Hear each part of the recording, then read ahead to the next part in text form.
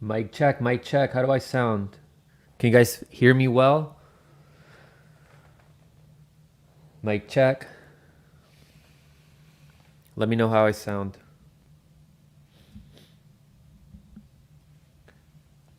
Mic check, mic check. It's great to see you all. Please let me know how I sound. We got Misanthropic and Out of Coffee. Shayar. Pitchforks are coming. Everyone get your pitchforks and torches with what we're about to talk about today. We should all be outraged. All right, we're going to get into it. But first, I'm going to share this video out for more people. I urge you guys to share this video out. Also, let everybody know that Frank Analysis is live. Frank Analysis, who is calling out AOC and Cori Bush on the ground in DC, is live to talk about the eviction moratorium and how it got ended by the Supreme Court. Guillotine time. Guys, I'm telling you. Steve Cutler live. What's up, brother? Atris.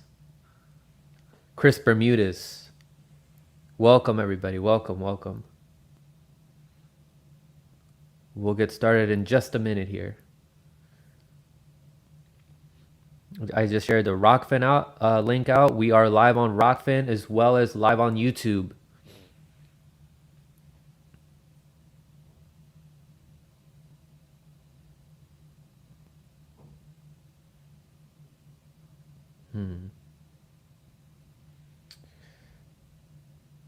Let me adjust this on my camera. My white balance always goes like back to auto on my camera. Like I gotta thank Jason Burmis for letting me know that, because I used to look like my white used to like glow so much before, and it just looked really off.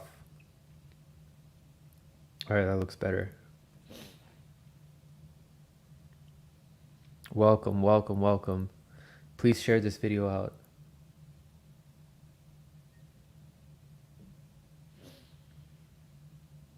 Shadowban Refugee, what's up, brother?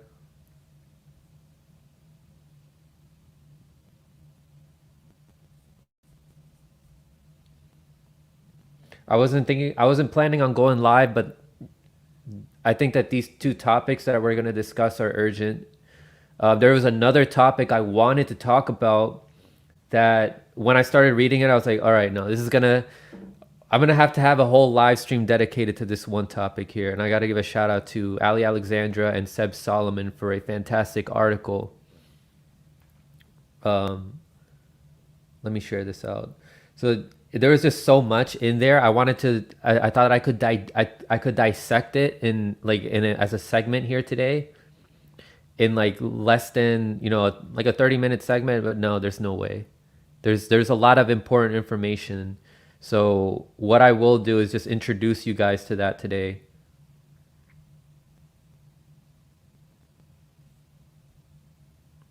I can talk about it briefly at the end.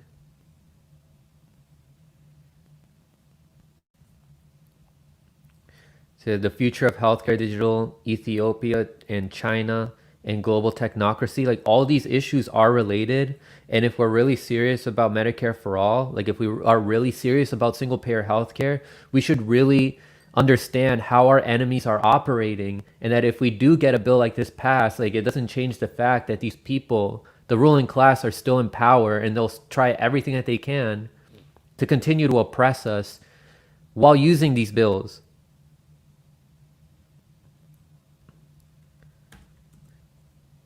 So yeah, I won't dive deep into this article here today, because like I said, it deserves its own live stream. There's so much information to unpack here, and I invited Sebs and Ali Alexandra to talk about this.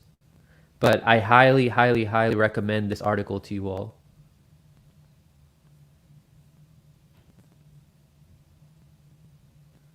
All right, so we're 5 minutes in, so we'll get started then. What's up, everybody? Welcome to Frank Analysis. I'm your host, Franco. As many of you guys know, like if you've been following this channel, I was on the ground in DC during the eviction moratorium protests that were organized by AOC and Cori Bush mainly Cori Bush. You know, AOC was she was a side character there, helping to amp up Cori Bush's message.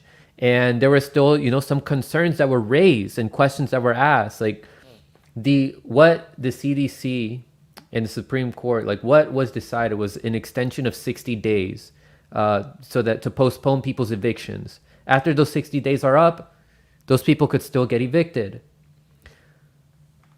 And this doesn't do anything about canceling people's rents. And it doesn't do anything about, it leaves out 10% of the people who are about to face evictions. That's still 1.1 million families that were about to get evicted. And just to remind you guys about what happened on the ground, I'm gonna show you guys the clip of when I was there, and how when me and my friend Colin asked a question, they dismissed us. So I'm just going back to this old tweet that Fiorella put out. When I was on the ground, he said the squad celebrates their great victory, and B43 Franco asked AOC, will people's rent be forgiven? She says, we're going to figure that out. As he presses, Cori Bush plays music to drown him out as a crowd of mostly their supporters and paid workers cheer for their planned PR stunt. Will people's rent be forgiven? Let me zoom in here. Will people's rent be Will people's rent be forgiven? None of that matters. Will people's rent be forgiven? We're gonna figure that out. Of course. What are you going to do? I'll keep pressuring. Yeah. So here's what we're gonna do. The CDC just announced an eviction moratorium, and what we're here is for our reasons known and unknown. For our reasons known was to make sure that we... I still don't know what that means. Maybe you guys in the chat can tell me, but what does it mean when she says we're here for reasons known and unknown? Like, because I've been trying to figure that out for a long time, and I haven't seen a single explanation of what that means. Is it just like putting a bunch of random words that sound good together, like putting that together to give people hope? I don't know what that means. Please help me out in the chat. Extended the moratorium. That's where you're... This is only ceasefire. Ceasefire. This is not victory. People still owe money. People still owe money. People still owe money. No, this is only ceasefire. People still owe money. What are we gonna do in 90 days? You're acting like this is a victory when people still owe money.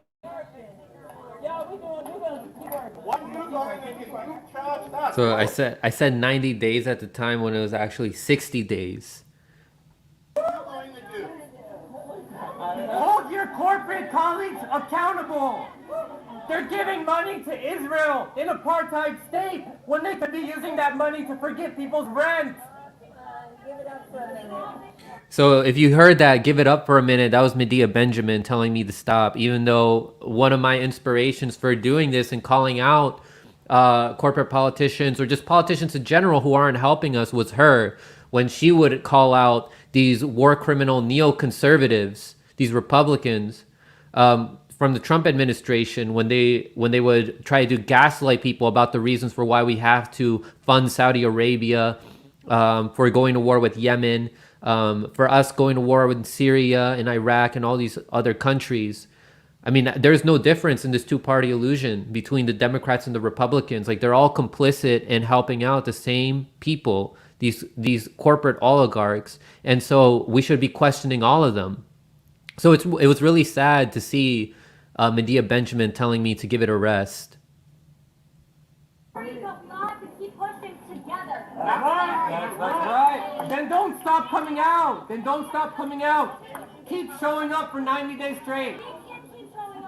Then let's do it. Let's not stop. Let's not only rely on them. But they are exhausted and we need to help them. Then let's keep doing. Then we need to not rely on leaders. Mic check. Thank you all. Real quick. Questions are starting to escalate conversation real quick. The overall subject here is we can take a pause to appreciate the effort that all budgets put together and accomplish. So that corporations can scheme in the meantime. And that's the point that people need to understand, is when they have these like minor ceasefires like this is the time that corporations take so that they can scheme and so that they can think about, all right, what can we do to make it look like we're helping the people when really you guys are helping us, the corporations. So that's what was going on during these past 30 days. Corporations were scheming. Like the congressman has said, the work is still not done, and that requires us to be here. Everyone keeps asking, what should we do now? We're going to keep here. We're going to stay here until the rest of the work gets done. We're not buying the theatrics. We're not buying the theatrics. No, I'm not one person. My man right there. We have 137 people watching. 137 yes. People. Damn. For a channel that's shadow banned, right? A small channel with almost 6,000 subscribers. I brought more people there on my phone than AOC and Cori Bush with millions of followers did. There on the ground. And so this was shared by Misty Winston, called it U.S. Supreme Court ends federal residential eviction moratorium. So I wanted to show this like right after that, because I was warning about this, right? I was calling this out. I was like, what about the people who still owe rent? My friend Colin was asking, what about the 10% that are left out? They didn't care. What was most important for them is for them to look good to the audience. Like I said, like in past videos, these are actors and actresses, and they perform in front of this theater, like which are the cameras, and they want to make it seem like they're helping the people by being on the ground. I was here for like 4 days, like on these steps, when nothing efficient actually happens to help us out. They just kick the can down the road. And so to me, seeing a picture like this, like them celebrating when there was still people who were going to be evicted, there's still a bunch of people who got evicted during the pandemic, is absolutely disgusting. It's absolutely disgusting to see them celebrating like this when they haven't done anything.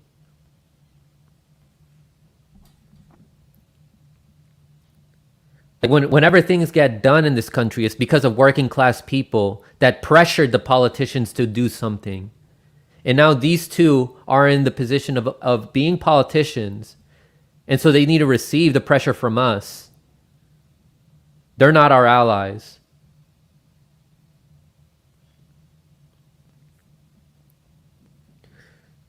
So then Cori Bush was saying we were outside. She was trying to act like she was outraged by what just happened. He said we were outside of the Capitol for 5 days, rain, heat, cold.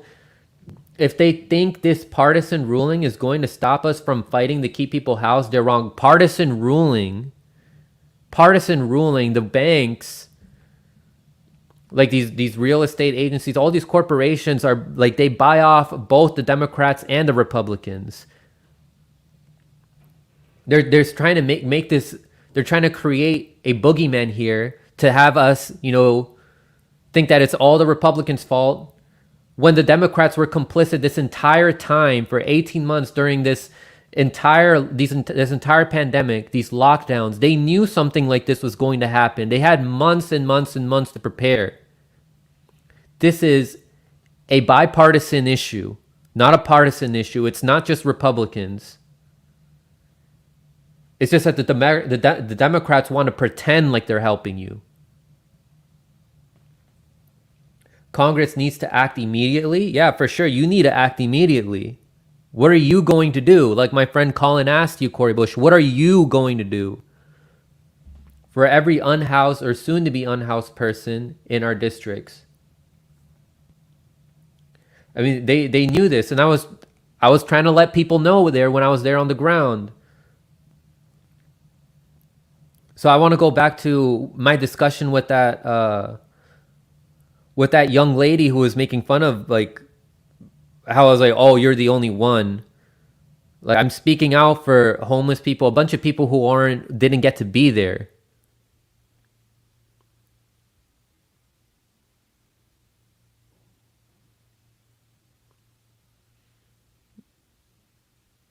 Let's see.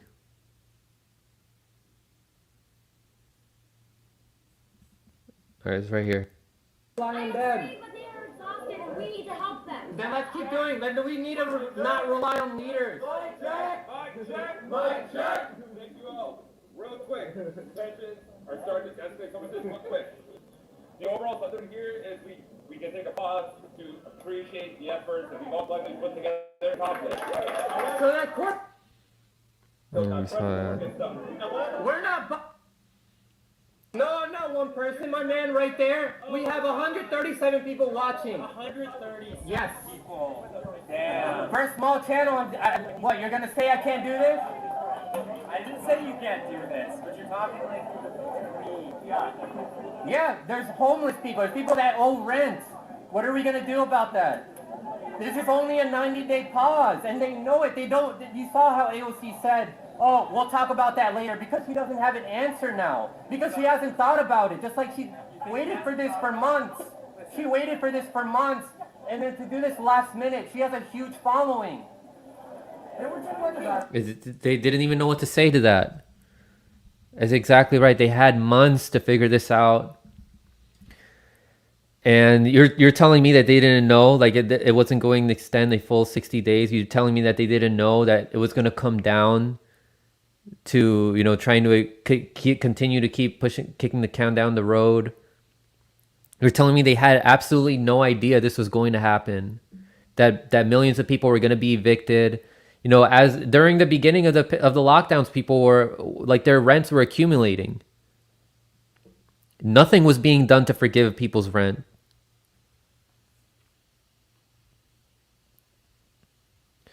But let me go back to that Reuters article here that Misty shared, just to give you guys an update of what exactly the Supreme Court said. The U.S. Supreme Court and CDC's pandemic residential eviction moratorium. The U.S. Supreme Court on Thursday ended the pandemic-related federal moratorium on residential evictions imposed by President Joe Biden's administration in a challenge to a policy brought by a coalition of landlords and real estate trade groups. So they listen to those people, but they don't listen to, you know, us, the working class people who are suffering. The justices who in June had left it in place, a prior ban that expired at the end of July, granted a request by the challenger to lift a moratorium by the U.S. Centers for Disease Control and Prevention that was to have run until October 3rd. It clearly did not run until then. The challengers argued that the law on which the CDC relied did not allow it to implement the current ban. It strains credulity to believe that this statute grants the CDC the sweeping authority that it asserts. The court said in an unsigned opinion, if a federally imposed eviction moratorium is to continue, Congress must specifically authorize it. The court added, so why didn't Congress, the squad supposedly, who are supposed to be our saviors, who are supposed to be these progressives, why didn't they use their leverage to push their colleagues to go beyond just an eviction, an extension for an eviction moratorium? Why didn't they go beyond it and push to cancel to forgive people's rent? Why didn't they use their activism to make it a whole issue about homelessness in general? We have a homelessness crisis in this country. We have millions of people who are homeless. Why didn't they make it about that? Instead, they just made it about kicking the can down the road. And then people celebrate about crumbs. But it's specifically the people, like these people that you see here. These are all college students, interns, and staffers that don't feel the sense of urgency. They think that they're doing right, you know, by being there, but they don't understand the urgency. I guarantee you that all of them aren't about to face eviction. Like, they all have their parents that pay for their college.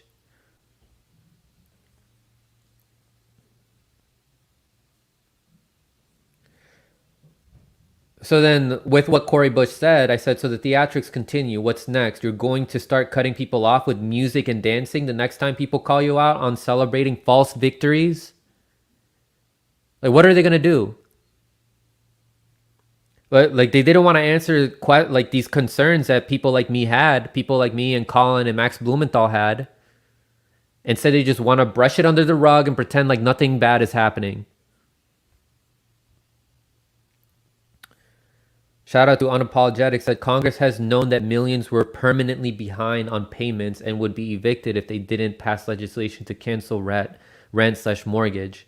They've known about it for 18 months. Everyone facing eviction or currently homeless should be shaking shit up right now. I mean, that's what it has to come down to, is us hitting the streets and understanding that these politicians are not our allies. They're there to trick us. They're there to trick us with false senses of victory. Sneakerhead at ehead said they got their photo op. They got their photo op then went on vacation, fully knowing that this could happen. This is why we don't need them to protest. Leave that to the people. The lawmakers need to make the laws to help us. I mean, like this, when I was there the first night, this is what I saw. Like a line of these college students wanting to take pictures with AOC. If your main concern is about people losing their homes, like I couldn't care less about these politicians that, you know, like this is the job that they're supposed to do. We shouldn't be worshiping them or treating them as celebrities. But unfortunately, there are people that are indoctrinated into thinking that that's how they should treat these people.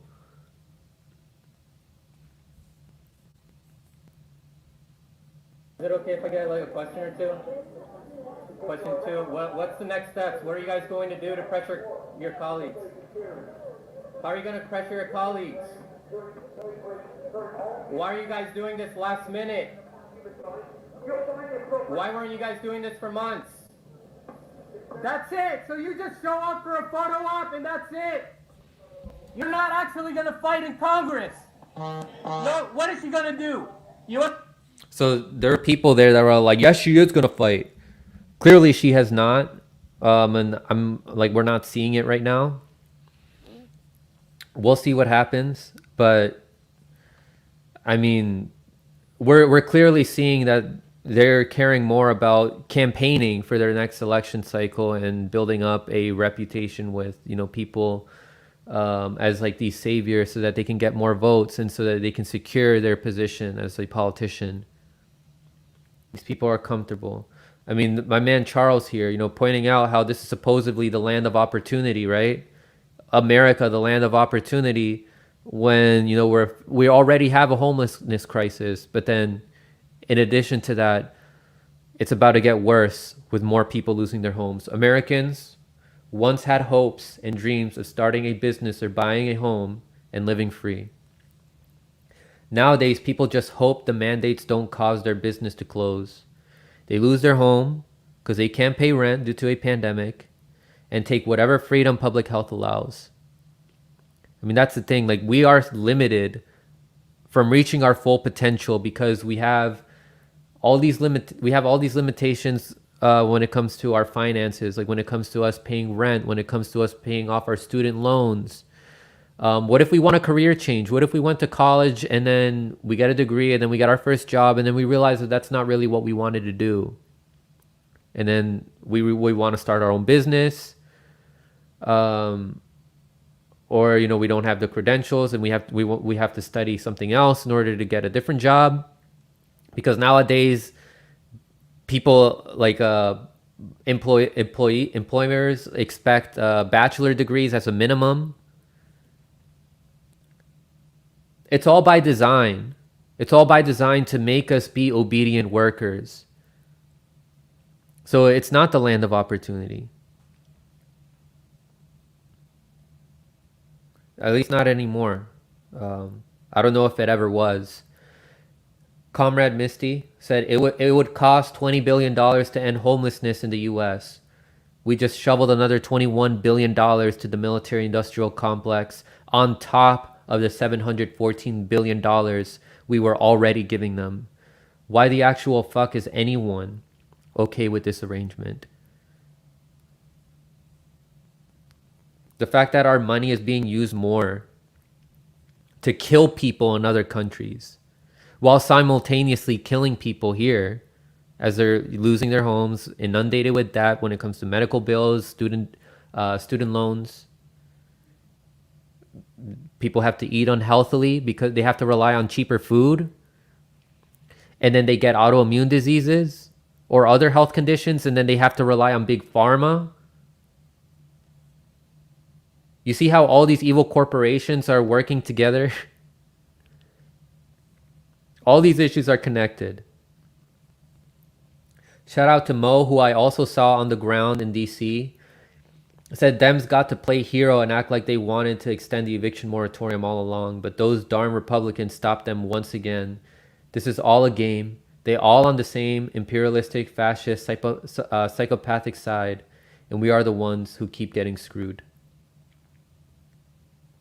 Another tweet by Unapologetic. I want everyone to pay attention to how the fraud squad and Bernie respond to the ruling on the eviction moratorium. If they don't have a planned forceful counter to end homelessness right now, we know for sure they were full of shit on the Capitol. I mean, I knew from the start that they were full of shit. But this is just adding more and more evidence to the people who aren't aware of this yet. To all those people that were telling me to calm down or were telling me, oh, what have you done? This is compiling more evidence to show them how these politicians are full of shit. So I wanted to show this. So after I left, like people were claiming that they were going to keep protesting Cory Bush and AOC, and their staffers were saying, oh, this isn't done. We're going to keep fighting. We. But clearly they're just talking about the people that they were looking at because they didn't come back. And Max Blumenthal went later the next evening to see who was still protesting at the U.S. Capitol steps. And there were barely anybody there. There was barely anybody there. So it's not over at the U.S. Capitol. 3 housing activists were removed by Capitol Police Department from the steps tonight because members of Congress were no longer present. So they allowed people to protest just because there were politicians there. Now, is that really a real protest? A real protest is supposed to cause discomfort, not when the ruling class gives orders to the police, their henchmen, to stand back and allow the protest to go on. Just because these politicians are there. So to me, it seems like an entire operation. So Max goes on to say, but they are keeping the sit-in going until everyone is protected from eviction. So here are some of the people. I recognize some of these people when I was there on the ground. This is the guy who came up to me and was like telling me, hey, why are you filming people? I mean, what do you expect, man? Like, if you go out to a protest, there's going to be people with their cameras showing what's happening. I mean, you're not mad at how there's cameras everywhere and how, intelligence is surveilling all of us anyway, especially in the belly of the beast, like in DC. This guy, like in the live footage that I just showed you guys, he was also there. This is the girl that was telling me, that she thinks that what the squad members are doing is admirable. She also ran up to Max Blumenthal in one of his videos. This is the guy who was like, all right, we're just taking a moment during this pause, to acknowledge this victory. This is the guy who I had, who was debating me in one of the videos. His name was, I think his name was Dylan. I can't remember exactly. But yeah, we got 1, 2, 3, 4, 5, 6 people, and that's it. And you see these fences? They gated it up.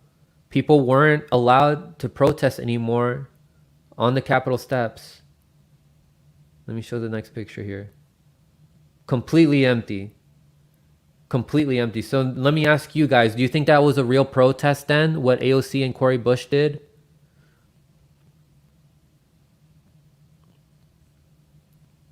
And this ties in with what happened recently, and also what happened in January 6th, like how they call people domestic terrorists, and that manufacturers consent for us to gate up the entire, the Capitol and the White House. Like, you can't go as close to the White House as you used to anymore. Like, things are gated up in DC because of what happened in January 6th. You can check out my earlier videos that goes over what happened and how that all looked like it was controlled opposition. How all of that looked like an op. And then Sophie Orella shared this picture here. This is from the Department of Homeland Security showing potential terror threats, opposition of COVID measures. That's another issue that I discuss a lot on Rockfin exclusive videos. Claims of election fraud, belief Trump can be reinstated. 9/11 anniversary and religious holidays. So around September, like if we want to protest for the eviction moratorium, if we want to protest homelessness, like it will be coinciding with the 9/11 anniversary protests. Will they be calling us domestic terrorists? I mean, it's anti-capitalism, and they believe anti-capitalists are terrorists or domestic terrorists.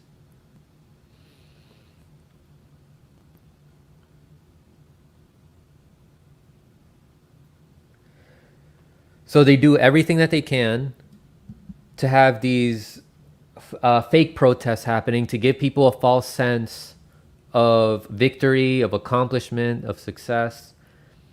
And then when real protests happen, they do everything they can to shut it down or to paint us as these domestic terrorists. We should be more outraged than what we're currently feeling right now. Like I said in the beginning of the stream, get your pitchforks, get your torches. There's going to be more and more people that are going to be living in the streets. And unfortunately, the majority of the people in this country don't feel a sense of urgency until these things happen to them personally. But the best thing that you can do is show people videos like this that go over, some of these truths and how these politicians are actors and actresses, and they're going to fake as if they're trying to help us when they're actually helping their party leadership in the case of these quote unquote progressives, and everybody else is going to directly help their corporate donors.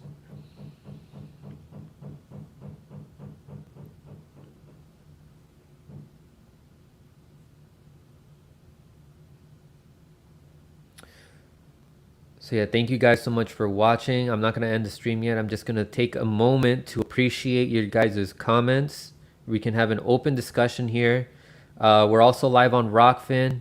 If you want to send in a tip, I'll read your tip. I will greatly appreciate that. But if you were one of those people that are in the steps that were telling me to calm down, or if you were getting mad at me on social media for being on there and questioning these politicians, my DMs are open if you want to apologize.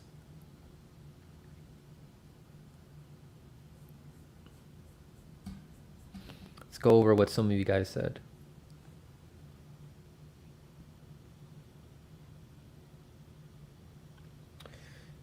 Hito 37B, true left-wing people need to pretend to be neo-libs and get voted in, then show they are left-wing with policies to help the people. These quote-unquote progressives are neoliberals. It's indistinguishable. Like, how is this them standing up for socialist policies or socialism? They're pretenders. Shitlib know-it-all college students so annoying. I hate that mic check bull crap. So ICU, that's actually a co-option, because that's something that people would do during the Wall Street protests that happened during 2009. And that's what some of the protesters used to do. But that movement got co-opted, and then they used that little technique that they would use to make people pay attention to somebody who's about to speak.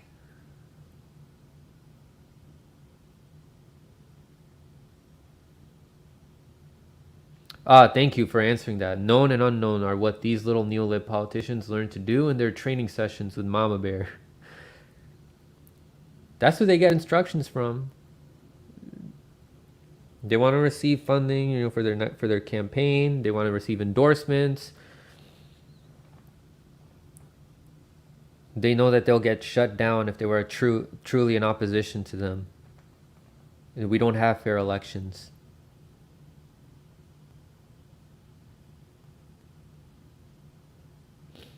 So Anthony, don't feel so bad. Anthony Penza, a lot of people are feeling this way. A lot of people who are campaigning for AOC and have saw the light are probably feeling this way. I apologize to anyone in New York, District 14, who I talked to while canvassing for AOC in 2018. We let them down. AOC let them down.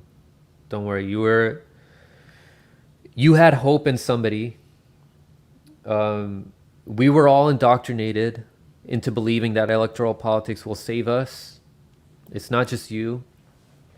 But now that you've learned before other people did, it's up to us to help inform other people about the truth about these careerist politicians. Kavanaugh signaled that they were going to do this the last time the Supreme Court of the U.S. got involved. They should have written a bill and done it through Congress. They wanted to kick it to the court and blame them. Great point, Ware. Great point. They would rather look incompetent as opposed to complicit.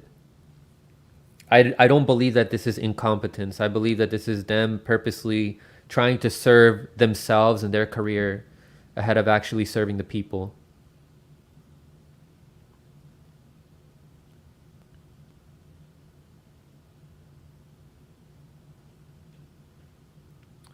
There have been videos from another angle, and I didn't know who that voice was that was calling her out, and it was you. Thank you. Yeah, Elizabeth, that was me. I know Jimmy Dore played it on his live show. Thanks for showing that, Jimmy. But I guess he was assuming that not a lot of people knew who I was. But I was like, will people's rents be forgiven? It was the angle from where Colin was sitting, the guy who was like, what are you going to do? What about the 10%? But in his live show, I believe it was in Chicago, there were people that were like, Franco. And then Jimmy acknowledged it was me. But yeah, I still appreciate him, showing that video. He showed it to Chris Hedges too in his most recent interview. Yeah, ICU, 90 days that became 60 days that became nothing. Yeah, I mean, the 30 days just ran out. Now it's nothing. Oh, it actually started as nothing because people always owed the back rent. Exactly. There was nothing that was fixed. Nothing was fixed. Like, this is just it's like seeing a mess, right? You see that your bathroom is messed up. And rather than fixing it immediately, you call somebody to help fix it, like the plumber, and then the plumber's like, yeah, I'll be there in 60 days. And then you celebrate before the plumber even comes home to fix it. The celebration happens after you fix it, not when you're told that it's going to be fixed. Actions above words.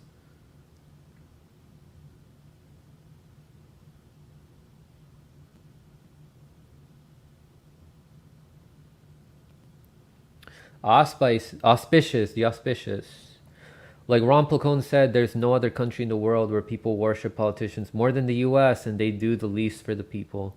You'll be surprised, there are still a lot of worshipers in other countries. And it is shoved down their throats by the media. But still in those countries, I think that there's more people that hold their politicians accountable than there are people here in the US that hold them accountable. Because if I look at Peru, or if I look at Venezuela, or if I look at some of these other countries in the global south, there are still some people that worship some of their politicians. They're and some of them are neoliberal, some of them are neoconservative, and then those politicians get worshipped. But that is because of the manufacturing consent power that the West has on those countries.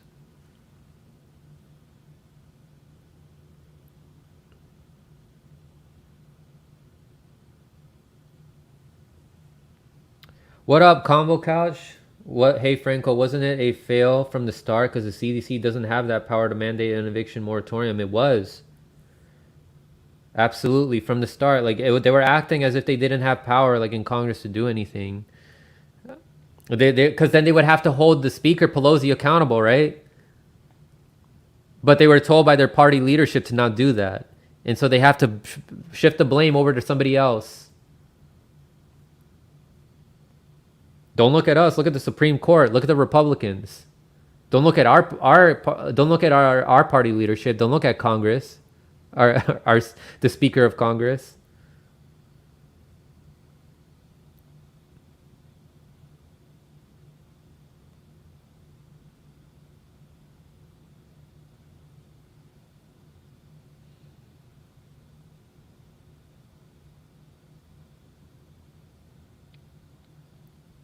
So yeah, I mean that's something to be thinking about too. Is while this is happening, we have the pandemic happening, and we have these vaccine mandates making it impossible for people to do some of the activities that they used to be able to do, normally.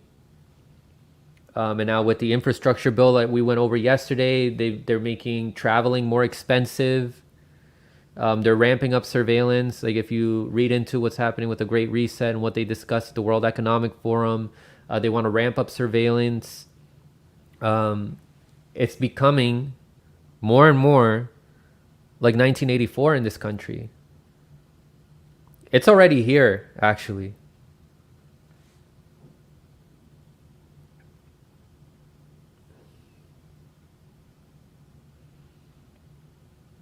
What's sad about it is that it's not just in this country. Like, this extends all across the world. Like, it's the US and its allies that are oppressing these people in these other countries, causing mass suffering over there, obtaining their resources so that they can oppress people here in their countries. With surveillance, with coercion and mandates, putting things in your body.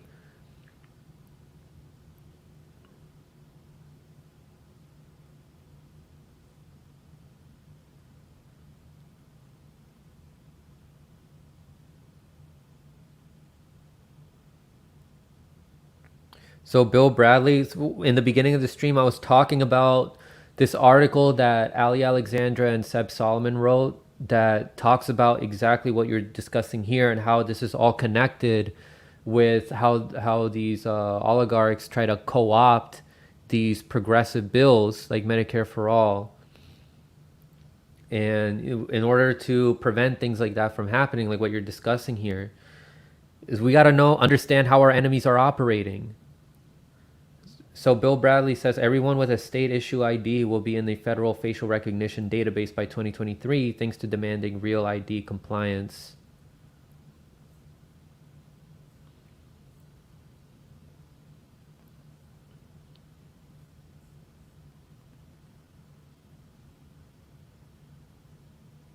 So I'm gonna read some of these Rockfin chats, and then I'll move on to the next topic here. A Rem says, as far as I'm concerned, the guy pulling the mic check just threw himself up as AOC's savior.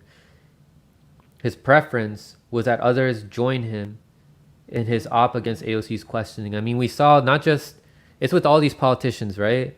Like we saw yesterday with Ted Cruz, he had what was his name? Jeff Rowe like walked in. He's like, hey, we're just hanging out here.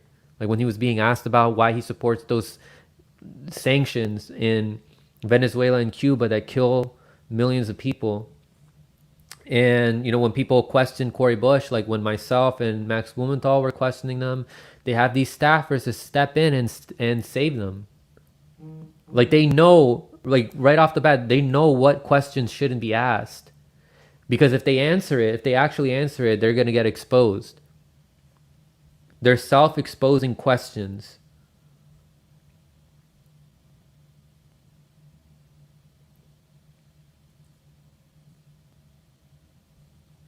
There's another question here, but I auto scroll was turned on, so I lost it. But there was a really great question here that somebody wrote on Rockfin. Joel Smith said Cori Bush is going to sleep at the Supreme Court until kidding. She don't care. She don't care. Don't be surprised. They're gonna perform something new so that they can get some more donations for their campaign.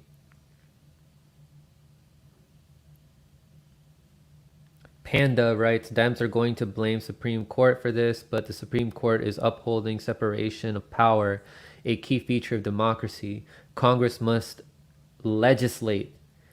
That is their role, and failing to do so is an abnegation of their authority.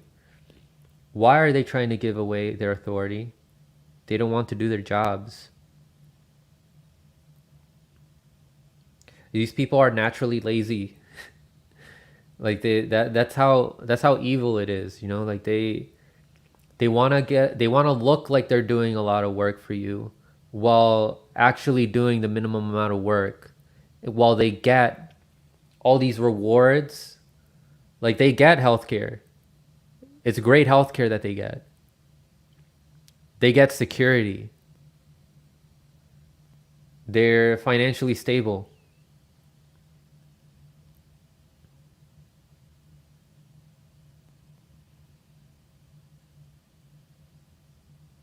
Allison Mason, the stuff that's happening in Australia is really crazy. It's worse. Like the mandates and the lockdowns are worse than how they are here in the States. So Allison Mason writes, we need major legal action to challenge the loss of our livelihoods and rights. You aren't even allowed to return to Oz if you are Australian. And there are currently, like in California, New York, they are about to start mandating, vaccine passports. I mean, they're here. I remember in the beginning of the pandemic last year, people were calling us conspiracy theorists when we were saying that, oh, we're gonna have mandatory vaccines, and they were like, no, we're not. No, you're a conspiracy theorist. There was a video that Jonathan Mayorka of the Combo Couch shared the other day of Democrats saying that they don't trust the vaccine. If it's Trump's administration, even though it's the very same vaccine. And then I posted it on Facebook, and then these fact checkers came in and they were like, oh no, like what they actually meant was that they don't trust Trump using the vaccine. It's the same exact vaccine.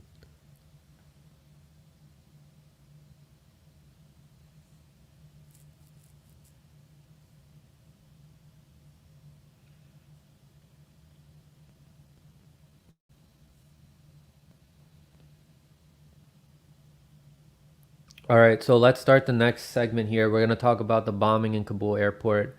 So yeah, let's get started. What's up, everybody? Welcome to Frank Analysis. I'm your host, Franco. So there's been some major developments that happened yesterday in the U.S. evacuations from Kabul, Afghanistan. And most of the people that needed to evacuate have already evacuated. But yesterday, toward the end of the evacuation, there were bombings or terrorist attacks that occurred at the airport. And there were 2 bombs and 12 U.S. Marines that were killed, and over 60 Afghans were killed. So this is adding to the thousands of Afghans that were killed in a war that we had no business of being involved in. So there's already been millions of people, innocent people, that have died as a result of this war. If we hadn't been there at all, we could have prevented all those losses, including what just happened yesterday. So what this is doing is this is giving the neocons and the neolibs, which, I don't understand what the difference is at this point. It's giving them an excuse to say that we have to stay now. And they are blaming this group called ISIS-K for the attacks. And we'll get into what ISIS-K is in a bit. Because a lot of the mainstream news is spreading some misinformation about who they are and who they're allied with. So I just want to say we can't forget all the hospitals we bombed, all the weddings we bombed, all the innocent men, women, and children we killed. How under Trump's administration we dropped the mother of all bombs. How the original excuse that we were looking for Osama bin Laden and he wasn't even there. So then we'd make up other excuses, like how we had to stay because the Taliban is oppressing people and they need the U.S. troops there to help the people out. And then there was these leaked documents that were published then on the Washington Post on 2019 that revealed how under 4 administrations, George Bush's, Barack Obama's, 3 administrations, George Bush's, Barack Obama's, and Donald Trump's, that they were lying to the public, and how a lot of the people that were there, a lot of the soldiers, a lot of the generals, they had no idea what we were doing. They didn't even know who the enemies were.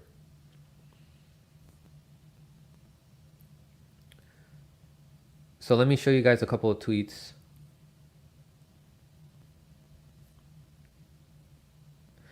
So Richard Medhurst tweeted this out because Bernie Sanders is, of course, I mean, he's a neo-lib. He's indistinguishable from them now. He said, "Today we mourn the loss of the members of the U.S. military killed at Kabul airport. These soldiers played an extraordinary role in helping to evacuate over 80,000 people, Americans and Afghans. Their bravery and sacrifice will not be forgotten." And then Richard Medhurst calls this out and said 60 Afghan civilians were also killed today. Maybe they should be mourned too. Like, this is how they're trying to make us feel sad only for like Americans and for these troops. And be like, they're killing our men. They're killing our women. We gotta stay. I mean, they wouldn't have been killed if we weren't there in the first place. Why were we even there? We're not gonna think about how we're killing more of their people by us being there. So Ben Noren writes, the bombings at Kabul airport in Afghanistan are being blamed on so-called ISIS-K, which again we'll get into in a little bit, or Islamic State Khorasan. Keep in mind that ex-President Karzai, a former U.S. puppet who later turned against the U.S. and knows many of its secrets, said he considered ISIS-K to be a U.S. tool. Now, I want to give a shout out to Rockfin because Ben Noren had an excellent stream yesterday where he went over some of the history about Afghanistan and how these presidents that Afghanistan has had in recent history have been U.S. puppets. Like, they've been created in like a U.S. neoliberal laboratory. I highly recommend checking that out. It's a Rockfin premium video, but it's definitely worth it. You're going to learn a lot.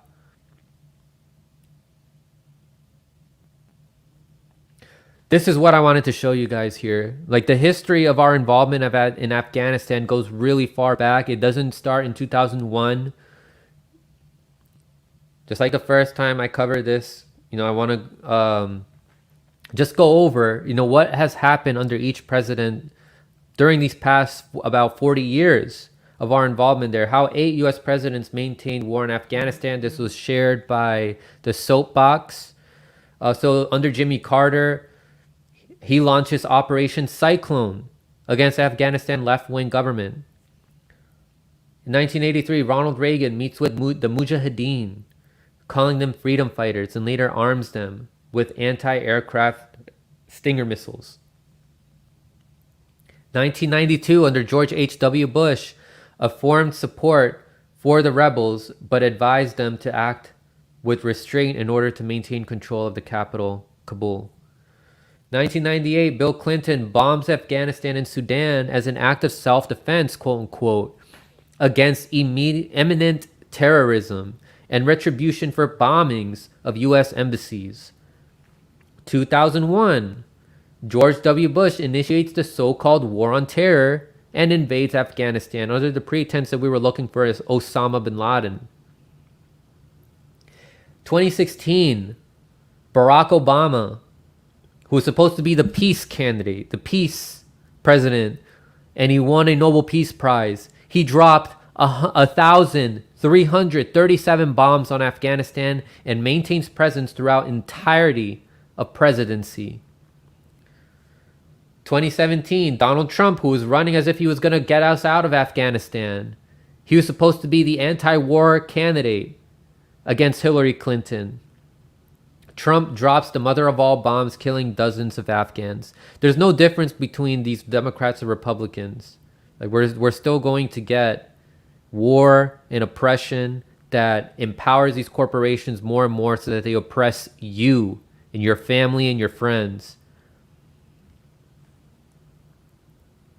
I mean, we got to break all these people out of how they're propagandized to worship these politicians, whether they're Republican or Democrats. It's a two-party illusion.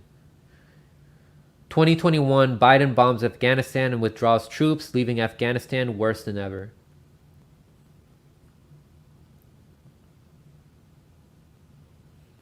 So I told you guys we were going to go over who ISIS-K is. So there's this video here by RT that compiles all these reports from people, because what they're saying is that ISIS-K is allied with the Taliban, which is, according to a lot of reports and documents, is not true.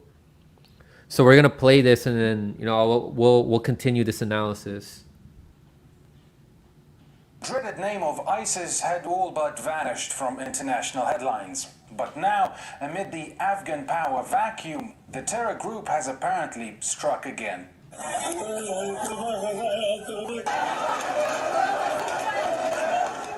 The double strike right outside Kabul airport killed dozens.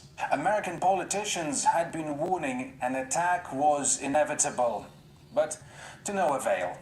Every day we're on the ground is another day we know that ISIS-K is seeking to target the airport and attack both U.S. and allied forces and innocent civilians. As we conduct these operations, we are sustaining the highest level of vigilance for an attack against the airport by ISIS-K or another terrorist group. Our commanders on the ground have taken every step they can to prepare for such an attack. ISIS-K is an Afghan offshoot of the same notorious Islamic State terror group. It's based in Khorasan, hence the letter K in the abbreviation. With over 2,000 jihadis committed to its terrible cause, the group targets Afghanistan's most vulnerable.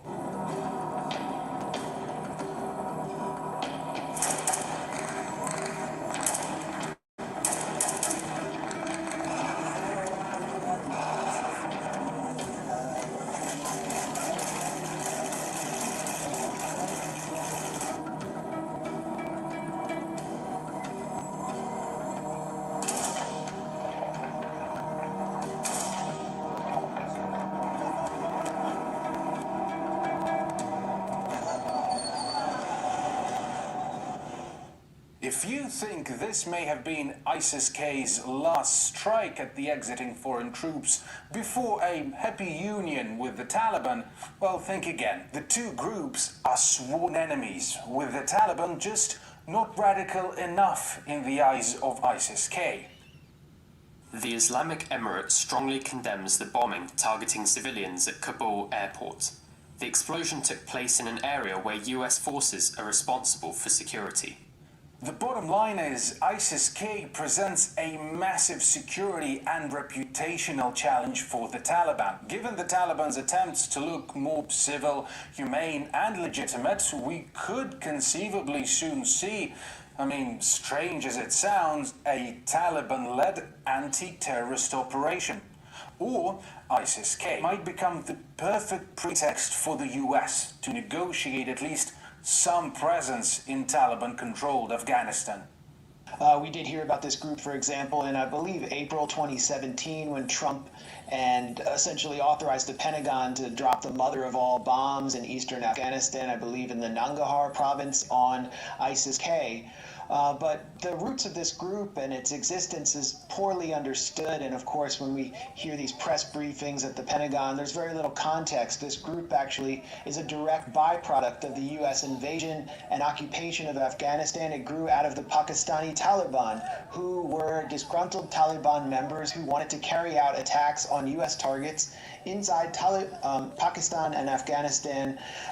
One of their most spectacular attacks was on Camp Camp Chapman, a U.S. military base where they used a CIA turncoat to attack U.S. soldiers. There were several other attacks on American assets, and this all led to a rise of terrorism inside Pakistan directly related to the U.S. presence in Afghanistan. 6 years ago, the Pakistani Taliban, which was widely suspected of being used by the Afghan government, backed by the U.S. against Pakistan, turned into ISIS-K. Essentially, it's the same thing as ISIS. So most viewers would know the Islamic State of Iraq and Syria, right? ISIS, which was this group that took over in 2014, 2015, big swaths of Iraq and Syria.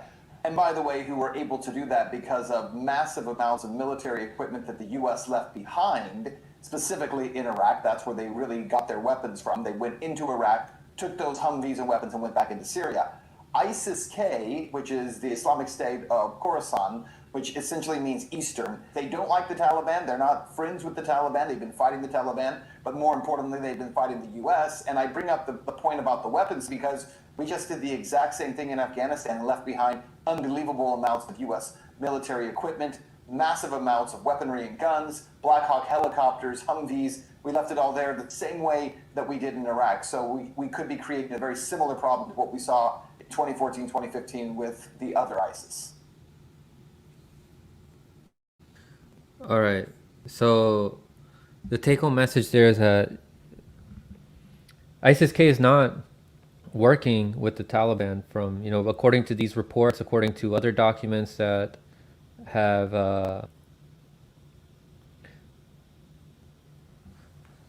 other documents that have been published. And all of this wouldn't be happening right now if it weren't for the US's creation of it. Like, we create more chaos to manufacture people's consent and be like, oh, look, things have gotten worse. Let's go back in. Or let's stay there. When it otherwise wouldn't have happened, if we hadn't dipped ourselves in there in the first place.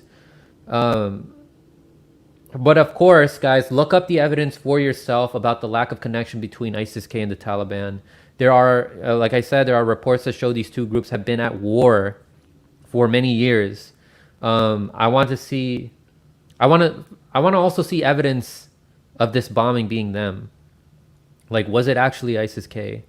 I mean, look at how they blame Assad for gassing his own people despite a lack of evidence, despite these whistleblowers during the OPCW whistleblowers showing that, it likely was not Assad that gassed his own people. And even there, all right, so even if it was them, like, let's say it was ISIS-K, that caused these bombings, I don't think this should be a reason for us to stay, because we shouldn't have even been there in the first place. We're just creating more chaos the longer we stay. Like, if we weren't there in the first place, that wouldn't have even happened. I still won't give Biden credit because he helped us get there in the first place, and he has a 40-year track record of listening to his donors. Like, these corporations and his donors have profit off of war and obtaining resources from these countries. This is who he listens to, like, for the past 40 years, and you think that he all of a sudden had a change of heart?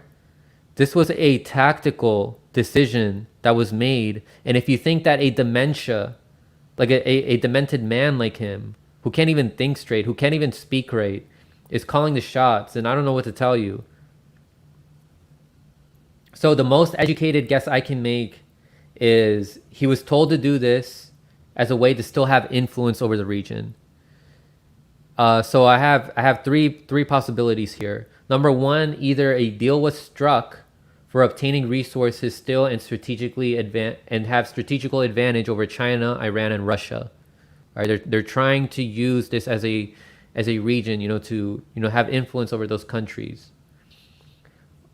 Another idea too, they're pulling out so that when we start leaving, we see attacks such as this. And then they say, see, we need to stay. Look at how they're attacking us as we're leaving. We need to leave in a better way, so we got to stay there longer. And then the third thing is that we leave such a mess, such immense chaos, and then show people the destruction that's caused after we left. we show these videos of people crying, who lost their homes, people who lost their family members, and we say, look, we got to go back. Like, we created this mess and now we got to fix it, is what they'll try to manufacture people's consent with. So these are 3 things that I think could happen. So yeah, don't forget that Biden is a politician and all politicians are actors and actresses. Don't forget that Obama, Trump, and Biden's presidency, when they ran for office, it was the popular thing to want to get out of these wars. Like, a lot of people wanted to get out of Afghanistan. It was such an unpopular war. So Biden, what he's doing now was probably just grandstanding. And after he leaves, he just manufactures people's consent, and the mainstream media manufactures people's consent and be like, see, we told you we got to stay.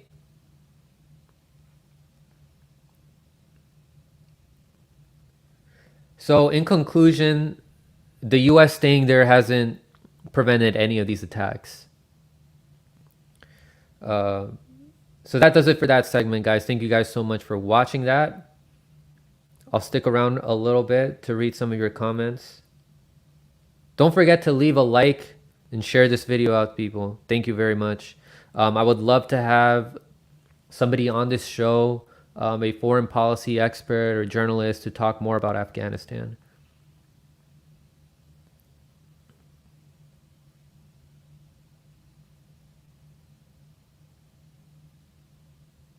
So Bill Bradley says, this is what happened in Iraq. We set a withdraw date. Obama did it. Iraq developed and the US went back under Obama. That's a great point. Supposedly we ended the war in Iraq, remember, under Obama's presidency? But then they were like, oh, look, we got to go back. And so the troops are still there. And Iraq is still being bombed.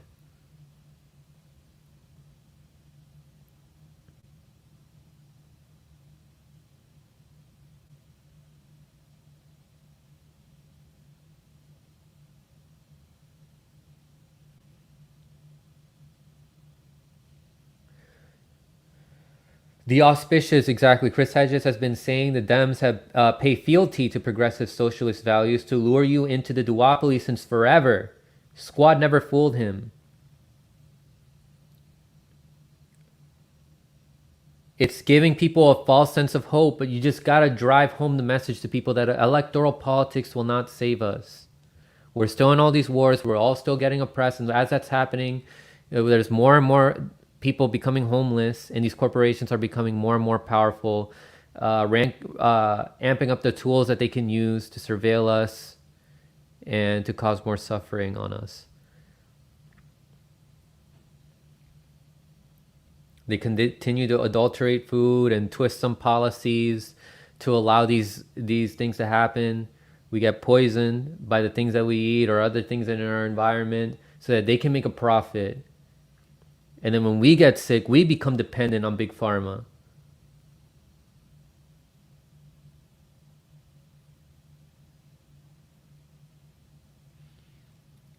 Angelica, they make a lot of money and gain a lot of power just by keeping us in chaos and in war. They are keeping us in war to get rich.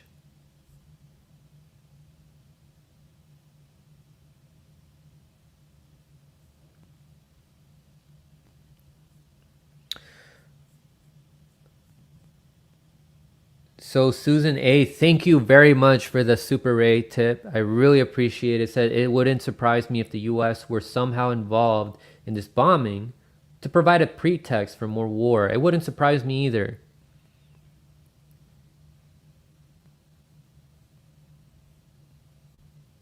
There's so much in history showing how there was US created operations to manufacture people's consent to go to war. All for what? To our benefit?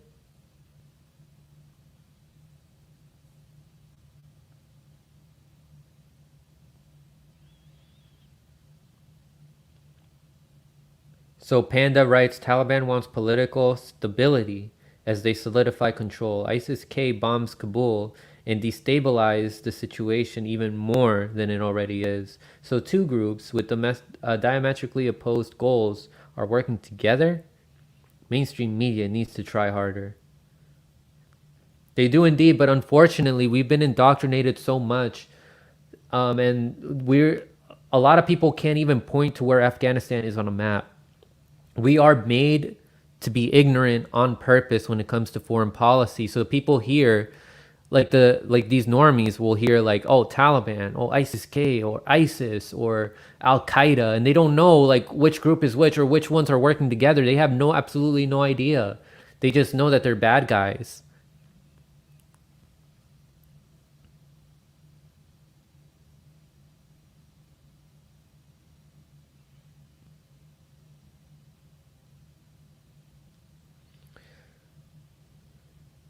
ZOXOVOX, and it goes on and on. Says democracy is antithetical to their purposes. That's right, and we don't have a real democracy here in this country. We have a fake democracy. They're privately owned. They're rigged. If there was ever anybody that was even remotely a threat to them, they would do everything that they can to prevent them from winning.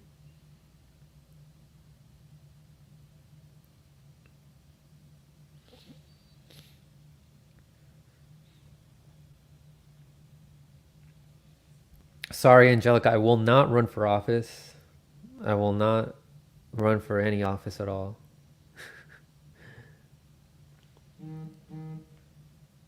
Like, that's number one, it's a huge headache. Number two, I'm going to be surrounded by a bunch of people who are going to try to do everything that they can to make my life a living hell.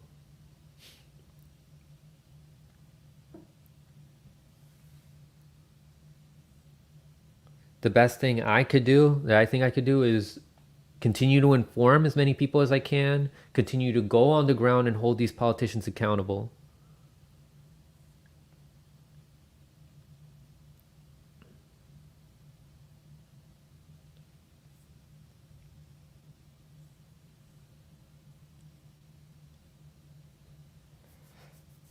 I don't like having the spotlight on me and be me running for an office, like and then I'm gonna have like so much pressure. Like, who knows what happens behind the scenes? Like, did AOC and some of these progressive politicians get threatened or something, or were they just always like that to begin with? I don't want to be behind the scenes there. I don't want to have actual fighters like you guys. I don't want to have other working class people that are so aware of the problems of this country to lose trust in me. I'm not going to do that. I'm not ever going to run for office.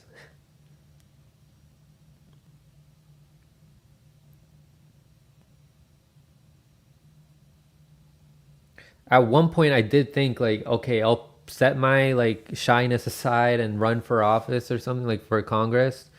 But then I was like, do I really want to do this? Do I really want to put myself like and go through hell, running a campaign, have all these people attack me, lose my privacy? I don't want to do that.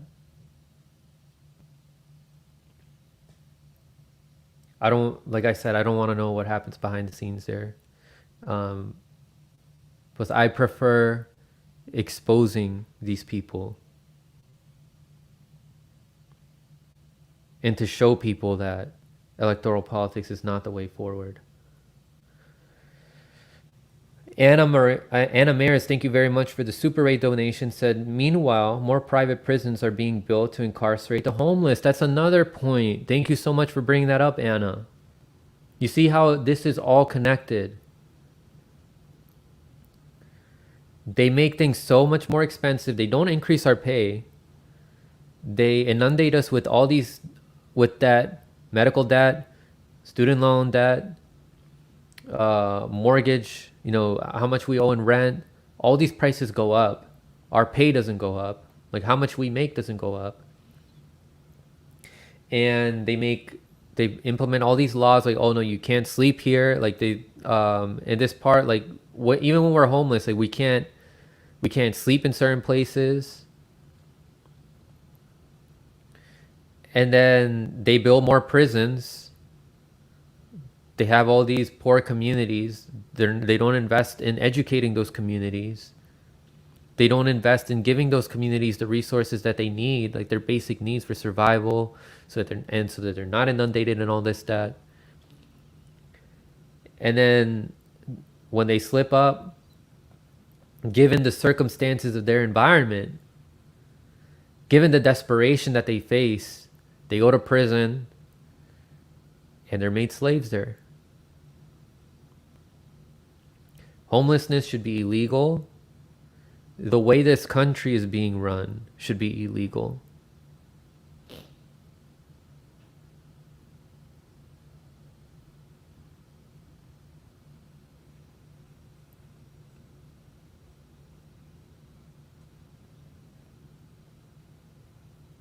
Like I've said it before in a tweet, like the way that this country is run and what they're doing to us is an insult to our humanity. At the very least, it's an insult. Like at the most, it's an assault on our humanity.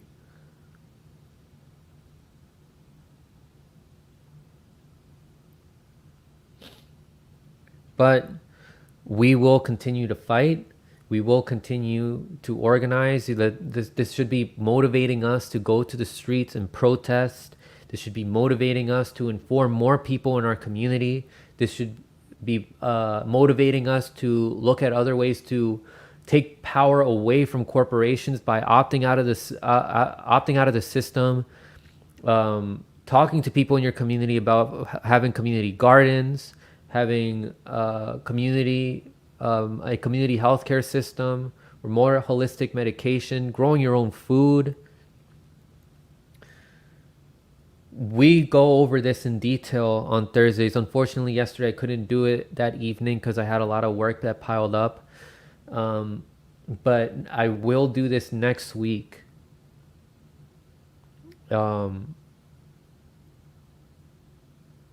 Next week, but it'll have to be earlier because I have to go somewhere in the evening next week.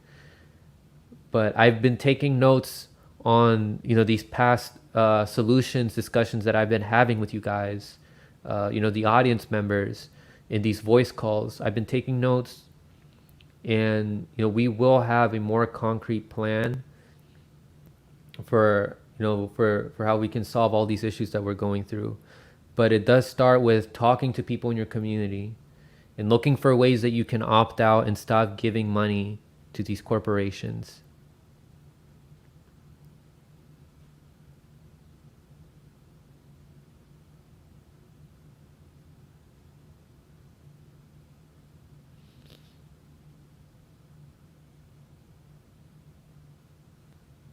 RSJ, thank you for bringing this up. Here's another good point. Billions spent on war for 20 years, but no reparations for descendants of Americans, American chattel slavery. I'm telling you, they want to keep us powerless. You think slavery was abolished?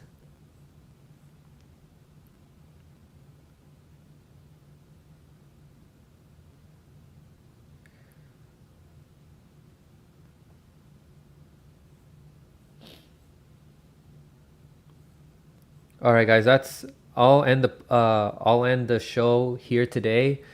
I appreciate the help that you guys do for me, showing support, liking this video, sharing this video, subscribing to this channel. I will continue to grow. We will all continue to grow. We will all continue to become more informed and get closer to understanding what the best way forward is in terms of solutions. We will continue to inform more people and grow our movement. Right? That's not going to stop. Once you know something, you can't unknow it. So we'll continue to fight. Like I said, I appreciate the help that you guys have done for me.